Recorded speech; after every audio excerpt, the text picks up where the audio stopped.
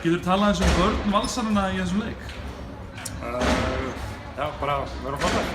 En aktívar erum langar og þú veist sérstaklega eftir að Alía kemur inn þá líður okkur eins og við getum á móti flestu liðum bara allir getum dekkað alla.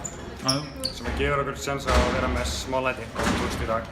Já, ég skilji. Þarna svona gæðin voru kannski aðeins minni undir lokinn í byrjun leiksins og það var bara eitthvað svona einbeitingarskortur til að klára leikinn eða eitthvað svoleiðis.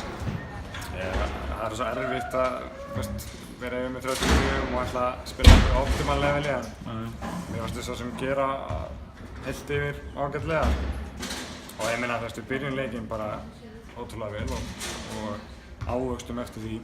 Já.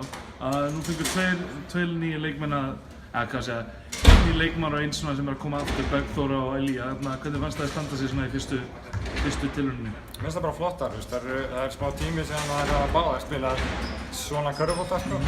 Þannig að það er byrjur ykkar en báðar hörku góðar þurfa bara svona að komast í leikæfingu. Ég skil. Það var svona smá hiti í lokinni á leiknum, þú fekk svona eina svona tæknivillu fyrir smá að kjafta þessi dómarana. Hvað fannst þér gerast þarna? Þetta var bara villa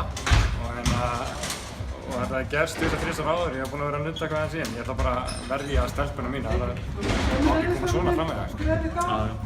Jæja, það var bara áfram gakk.